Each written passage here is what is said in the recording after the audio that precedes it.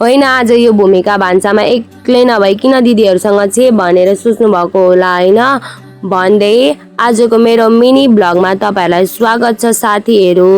आज चाहिँ हामी तीनजना मिलेर यहाँ रोटी पकाउँदैछौँ भान्सामा मिलेर गफ गर्दै हाँस्दै उहाँ के भन्दै हामी चाहिँ आज रोटी बनाउँदैछौँ साथीहरू, देख्न सक्नुहुन्छ।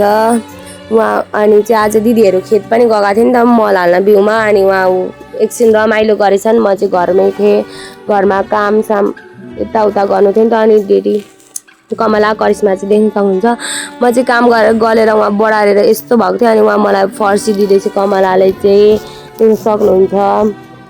अनि दिउ पनि खायौँ हामीले चाहिँ, अनि बसेर एकछिन अनि फेरि आफ्नो काम खाना पका त पका म पका भन्दै झगडा गर्दै थियौँ हामी चाहिँ, देख्न सक्नुहुन्छ।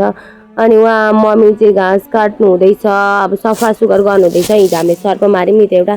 करिश्मा चाहिँ उहाँ हेर्नु न काम गरेको हेर्दैछ। डेडी चाहिँ आली खन्नु हुँदैछ, बर्खा लाग्यो हामीलाई चाहिँ धम्माधम छ काम गर्न। आली लाउनको लागि त्यहाँ घाँस थियो, अनि घाँस पनि काट्नु भयो।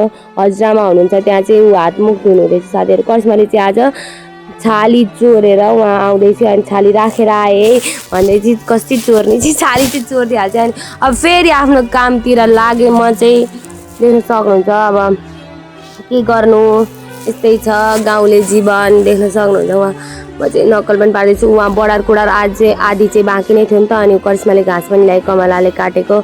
मैले त्यो फोहोरहरूलाई चाहिँ डढाउन चाहिँ लग्दैछु, देख्न सक्नुहुन्छ मजाले। अनि फुलको बिचमा एउटा फुल भन्दै कमलालाई चाहिँ भन्दै थियो करिश्माले। अनि अब मेरो पाला आउँछ है, फोहोरको बिचमा चाहिँ म एउटा फोहोर भन्दैछु। त्यहाँ देख्न सक्नुहुन्छ मेरो लुगा चाहिँ सेतो लुगा हो, यो शीतल हुन्छ नि त गर्मीमा, अनि त्यही लगाउँछु। हेर्नु न उहाँ त्यो शीतहरूमा सुकाएर चाहिँ कस्तो भएको छ। अनि हामीले रोटी पकाउनलाई पिठो मुसिम देख्न सक्नुहुन्छ। अनि हामीले आलु काट्यौँ, अनि यहाँ रोटी पकायौँ। Bye bye everyone, thanks for watching my video. रोटी चाहिँ एकदम मिठो भएको थियो, तरकारी पनि एकदम मिठो भएको थियो। By by.